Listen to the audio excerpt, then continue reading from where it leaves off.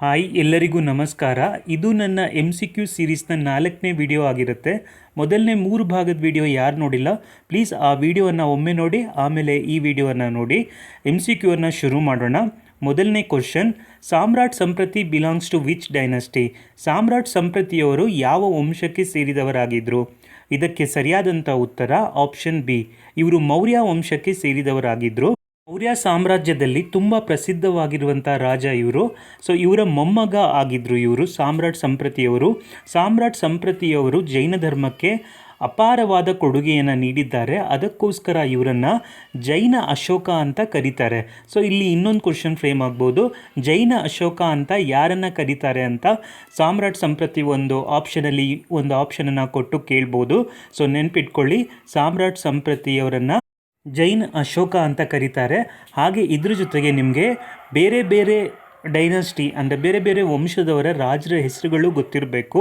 ಹಾಗೆ ಯಾಕಂದರೆ ಡೈರೆಕ್ಟಾಗಿ ಯಾವ ಥರ ಕ್ವಶನ್ ಇತ್ತು, ಇದೇ ರೀತಿ ಬೇರೆ ಕ್ವಶನ್ಗಳು ಬರ್ಬೋದು. ಹರ್ಷವರ್ಧನ ಹೆಸರು ಕೇಳಿರ್ತೀರಾ, ಇವರು ಯಾವ ಧರ್ಮಕ್ಕೆ ಸೇರಿದವರಾಗಿದ್ದರು, ಈ ರೀತಿ ಕ್ವಶನ್ ಕೇಳ್ಬೋದು. ಲೈಕ್ ಅವರು ಪುಷ್ಯಭೂತಿ ವಂಶಕ್ಕೆ ಸೇರಿದವರಾಗಿದ್ದರು.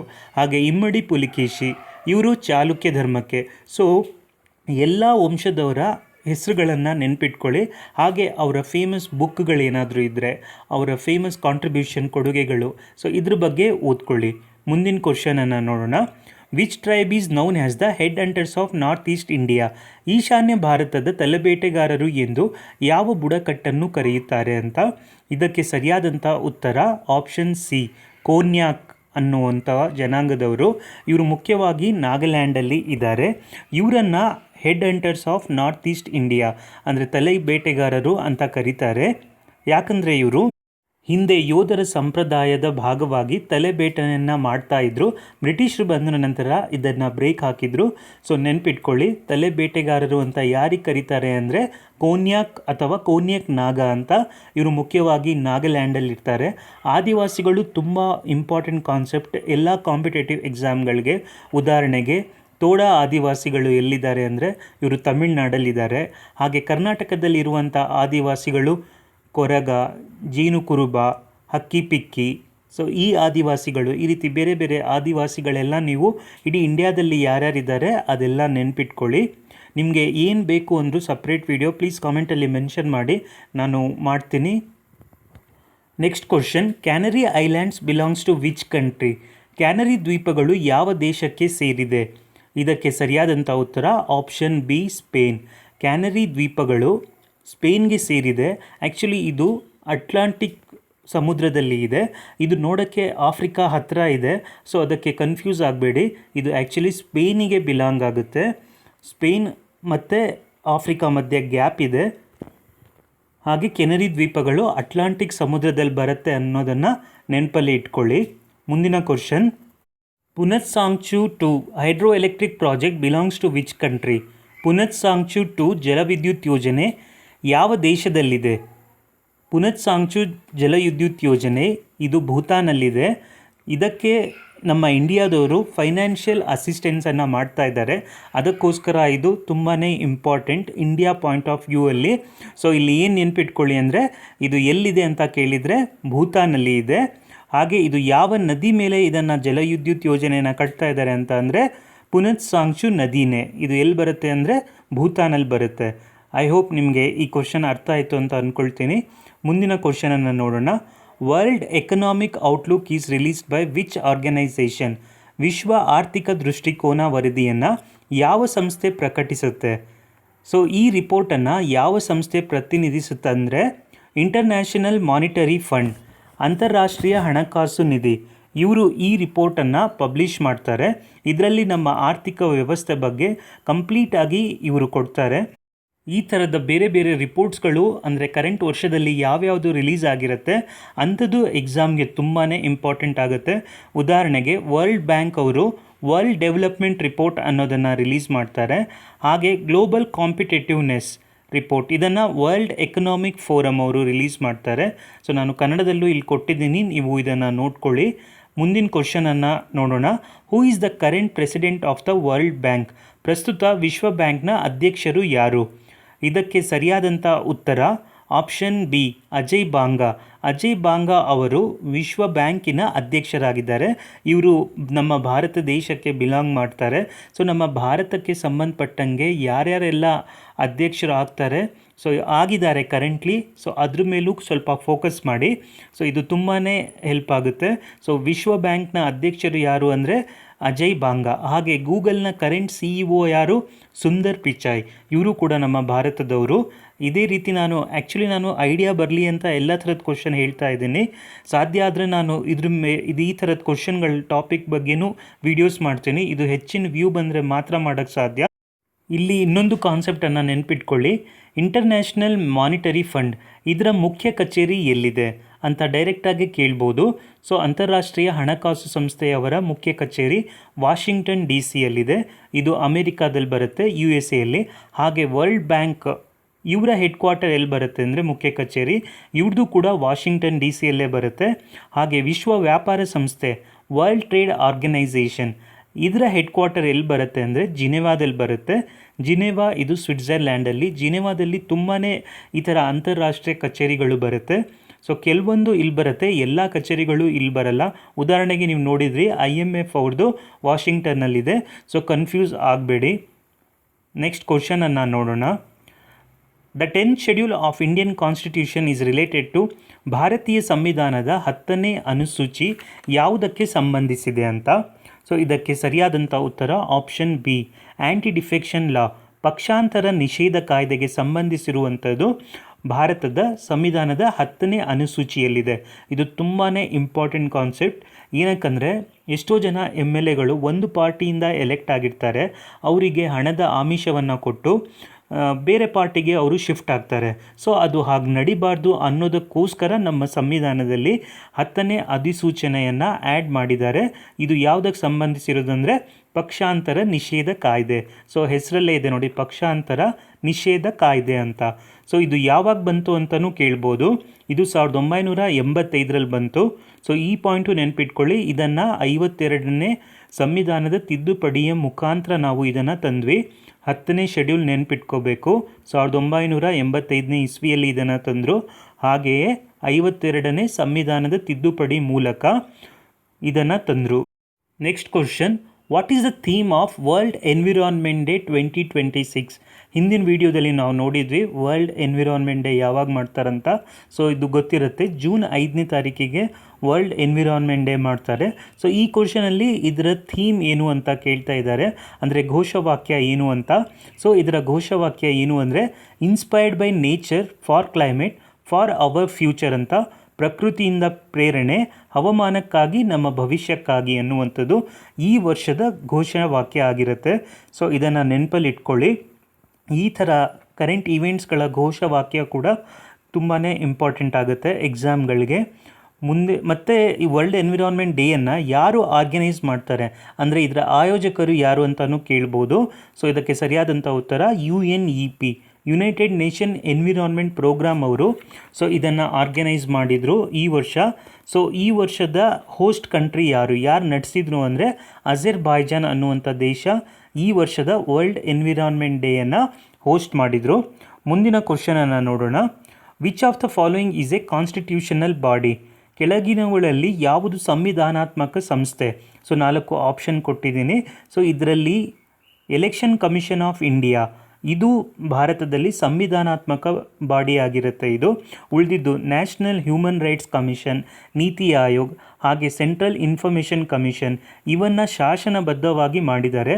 ಅಂದರೆ ಸಂವಿಧಾನಾತ್ಮಕ ಒಂದು ಆರ್ಟಿಕಲ್ ಇಲ್ಲ ಇವಕ್ಕೆ. ಬಟ್ ಎಲೆಕ್ಷನ್ ಕಮಿಷನ್ ಆಫ್ ಇಂಡಿಯಾದು ಉದಾಹರಣೆ 324ನೇ ಆರ್ಟಿಕಲ್ ಇದಕ್ಕೆ ಸಂಬಂಧಿಸಿರುವಂಥದ್ದು. ಇದಕ್ಕೆ ಈಗ ನ್ಯಾಷನಲ್ ಹ್ಯೂಮನ್ ರೈಟ್ಸ್ ಕಮಿಷನ್ ವಿಷಯ ತಗೊಂಡ್ರೆ ಇದನ್ನು ನ್ಯಾಷನಲ್ ಹ್ಯೂಮನ್ ರೈಟ್ಸ್ ಆ್ಯಕ್ಟ್ ಅದ್ರ ಮುಖಾಂತರವಾಗಿ ಮಾಡಿದ್ದಾರೆ.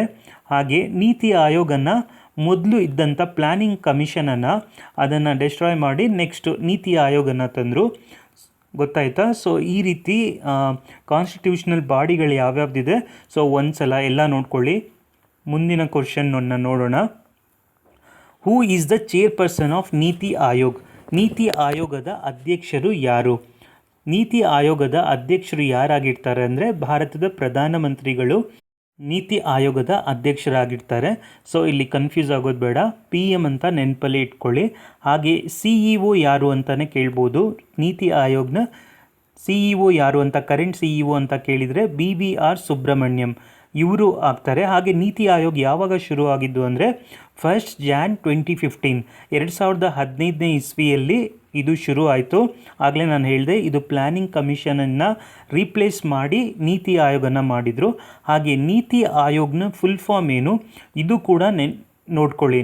National institute for transforming India ಅನ್ನುವಂಥದ್ದು ನೀತಿ ಆಯೋಗದ ಫುಲ್ ಫಾರ್ಮ್ ಆಗಿರುತ್ತೆ. ಮುಂದಿನ question, goods and services tax was launched on which date? ಸರಕು ಮತ್ತು ಸೇವಾ ತೆರಿಗೆ ಯಾವ ದಿನಾಂಕದಂದು ಜಾರಿಗೆ ಬಂದಿತು? ಇದು ಇತ್ತೀಚೆಗೆ ಇದರ ಆ್ಯನಿವರ್ಸರಿ ನಡೀತು, ಅದಕ್ಕೋಸ್ಕರ ಈ ಕ್ವಶನನ್ನು ಫ್ರೇಮ್ ಮಾಡಿದೆ. ಇದಕ್ಕೆ 1 ಜುಲೈ 2017 1 ಜುಲೈ 2017ನೇ ಇಸ್ವಿಯಲ್ಲಿ GST ಟ್ಯಾಕ್ಸನ್ನು ಇಂಡಿಯಾದಲ್ಲಿ ನಾವು ಇಂಟ್ರಡ್ಯೂಸ್ ಮಾಡಿಸಿದ್ವಿ. ಸೊ ಇದು ಯಾವ ಸಂವಿಧಾನದ ತಿದ್ದುಪಡಿ ಮೂಲಕ ಅಂತಲೂ ಕೇಳ್ಬೋದು. 101ನೇ ಕಾನ್ಸ್ಟಿಟ್ಯೂಷನಲ್ ಅಮೆಂಡ್ಮೆಂಟ್ ಆ್ಯಕ್ಟ್ ಮುಖಾಂತರ 2015 ಇಸ್ವಿಯಲ್ಲಿ ಇದನ್ನು ತಂದ್ವಿ. ಬಟ್ ಇಂಪ್ಲಿಮೆಂಟ್ ಆಗಿದ್ದು 1 ಜುಲೈ 2017ನಲ್ಲಿ. ಸೊ ಐ ಹೋಪ್ ನಿಮಗೆ ಇದು ಅರ್ಥ ಆಯಿತು ಅಂತ ಅಂದ್ಕೊಳ್ತೀನಿ. ನನ್ನ ಹಿಂದಿನ ಕ್ವಶನಲ್ಲಿ GST ಕೌನ್ಸಿಲ್ನ ಹೆಡ್ ಯಾರಾಗಿರ್ತಾರೆ, ಸೊ ಅದ್ರ ಬಗ್ಗೆ ಎಲ್ಲ ಕ್ವಶನ್ ಇದೆ. ನಿಮಗೆ ಗೊತ್ತಿದ್ದರೆ ಕಾಮೆಂಟಲ್ಲಿ ಮೆನ್ಷನ್ ಮಾಡಿ GST ಕೌನ್ಸಿಲ್ನ ಹೆಡ್ ಯಾರು ಅಂತ. ಮುಂದಿನ ಕ್ವಶನನ್ನು ನೋಡೋಣ. ಇನ್ನೊಂದು very important question. This question can be expected in upcoming exam. ಇದೇನು ಅಂದರೆ VBG ರಾಮ್ಜಿ ಇದರ ಪೂರ್ಣ ರೂಪ ಯಾವುದು? ಸೊ ಇದು ಮನ್ರೇಗಾ ಅಂತ ಸ್ಕೀಮ್ ಇತ್ತಲ್ಲ, ಅದನ್ನು ರಿಪ್ಲೇಸ್ ಮಾಡಿ VBG ರಾಮ್ಜಿ ಅನ್ನೋ ಸ್ಕೀಮನ್ನು ನಮ್ಮ ಇಂಡಿಯಾದಲ್ಲಿ ಇಂಟ್ರಡ್ಯೂಸ್ ಮಾಡಿದ್ವಿ ಇವಾಗ. ಸೊ ಇದರ ಫುಲ್ ಫಾರ್ಮ್ ಏನು ಅಂತ ಕೇಳ್ತಾ ಇದ್ದಾರೆ. ಇದಕ್ಕೆ ಸರಿಯಾದಂಥ ಉತ್ತರ Viksit Bharat Guarantee for Rozgar and Ajeevika Mission Gramin ಅಂತ. ಸೊ ನೆನಪಲ್ಲಿ ಇಟ್ಕೊಳ್ಳಿ, ಇದರ full form Viksit Bharat Guarantee for Rozgar and Ajeevika Mission ಅಂತ. ಇದನ್ನು ಯಾವಾಗ ಜಾರಿಗೊಳಿಸಿದ್ರು ಅಂದರೆ 1 ಜುಲೈ 2026 ಮೊದಲು ಜುಲೈ 2026ರಲ್ಲಿ ಈ ಸ್ಕೀಮನ್ನು ನಾವು ಇಂಪ್ಲಿಮೆಂಟ್ ಮಾಡಿದ್ವಿ. ಹಾಗೆ ಮುಂಚೆ ಏನು ಹೇಳ್ತಿತ್ತು ಅಂದರೆ ಮನ್ರೇಗಾ 100 ದಿನಗಳ ಕಾಲ ಉದ್ಯೋಗವನ್ನು ಕೊಡಬೇಕು ಅಂತ ಇತ್ತು. ಬಟ್ ಈ ಸ್ಕೀಮ್ ಮುಖಾಂತರ 125 ದಿನಗಳ ಕಾಲ ಹಳ್ಳಿಯಲ್ಲಿ ಇರುವಂಥ ಅನ್ಎಂಪ್ಲಾಯ್ಡ್ಗಳಿಗೆ ಕೆಲಸವನ್ನು ಕೊಡಬೇಕು ಅನ್ನುವಂಥದ್ದು ಇದಾಗಿದೆ. ಸೊ ಇದು ಒಂದು ಉದ್ಯೋಗ ಖಾತರಿ ಯೋಜನೆಯಾಗಿದೆ. ಸೊ ಇನ್ನೊಮ್ಮೆ ಹೆಸರನ್ನು ನೋಡ್ಕೊಳ್ಳಿ, Viksit Bharat Guarantee for Rozgar and Ajeevika Mission ಅಂತ. ಐ ಹೋಪ್ ಇದು ಗೊತ್ತಾಯಿತು ಅಂತ ಅಂದ್ಕೊಳ್ತೀನಿ. ನೆಕ್ಸ್ಟ್ ಕ್ವಶನನ್ನು ನೋಡೋಣ. Who is the current supreme leader of Iran? ಪ್ರಸ್ತುತ ಇರಾನ್ನ ಸರ್ವೋಚ್ಚ ನಾಯಕ ಯಾರು? ಇದಕ್ಕೆ ಸರಿಯಾದಂಥ ಉತ್ತರ ಮೊಜ್ತಬಾ ಖಮನೇಯಿ. ಇವರು ಇರಾನ್ ದೇಶದ ಸುಪ್ರೀಂ ನಾಯಕರು ಇವರಾಗಿದ್ದಾರೆ, ಅಂದರೆ ಸರ್ವೋಚ್ಚ ನಾಯಕರು ಇವರಾಗಿದ್ದಾರೆ. ಅಲಿ ಖಮನೇಯಿಯವರು 2026ರಲ್ಲಿ ಮರಣವನ್ನು ಹೊಂದಿದರು. ಇದಾದ ನಂತರ ಇವರು ನೇಮಕ ಆಗಿದ್ದಾರೆ. ಮುಂದಿನ ಕ್ವಶನನ್ನು ನೋಡೋಣ. How many members are nominated to the Rajya Sabha by president of India? ಭಾರತದ ರಾಷ್ಟ್ರಪತಿಗಳು ರಾಜ್ಯಸಭೆಗೆ ಎಷ್ಟು ಸದಸ್ಯರನ್ನು ನಾಮನಿರ್ದೇಶನ ಮಾಡ್ತಾರೆ? ಸೊ ಕೆಲವೊಬ್ಬರು ಡೈರೆಕ್ಟಾಗಿ ಎಲೆಕ್ಷನ್ ಇಲ್ಲದೇನೂ ನಾಮಿನೇಟ್ ಆಗ್ಬೋದು. ಸೊ ಅಂಥವ್ರು ಯಾರು?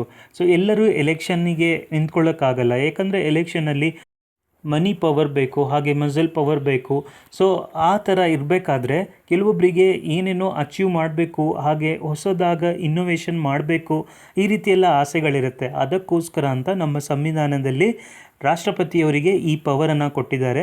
ಸಮಥಿಂಗ್ ಎಕ್ಸ್ಟ್ರಾರ್ಡಿನರಿ ಅಚೀವ್ಮೆಂಟ್ ಮಾಡಿರೋರು ಯಾರು ಇರ್ತಾರೆ ಅವರನ್ನು ಡೈರೆಕ್ಟಾಗಿ ನಾಮಾಂಕಿತ ಮಾಡ್ಬೋದು ರಾಷ್ಟ್ರಪತಿಯವರು.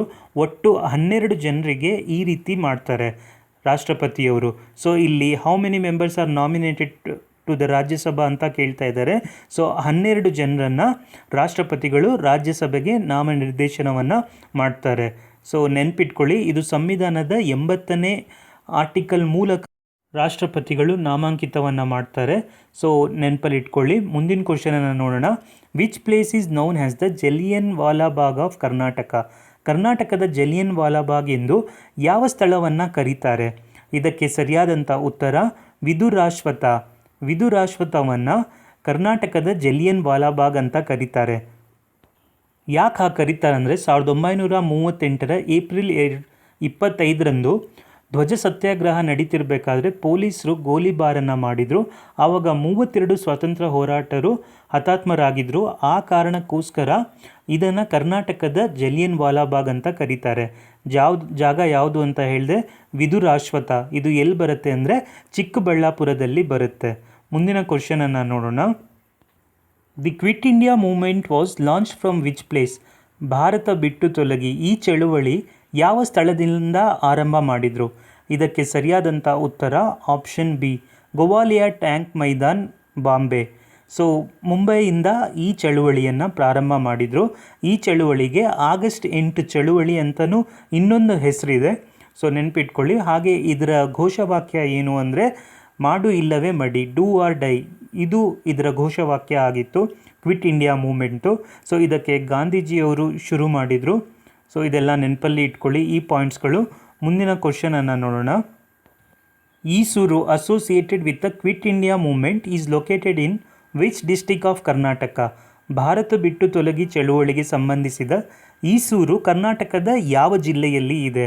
ಸೊ ಕರ್ನಾಟಕದಲ್ಲಿ ಈಸೂರು ಜಾಗದಲ್ಲಿ ಕ್ವಿಟ್ ಇಂಡಿಯಾ ಮೂಮೆಂಟ್ ಅಂದರೆ ಭಾರತ ಬಿಟ್ಟು ತೊಲಗಿ ಟೈಮಲ್ಲಿ ಸೊ ಎಷ್ಟು ಊರು ಕೊಟ್ಟರು ನಾವು ಈಸೂರು ಕೊಡೆವು ಅನ್ನುವ ಒಂದು ಮಾತನ್ನು ಅಲ್ಲಿನ ಜನರೇ ಹೇಳ್ತಿದ್ರು.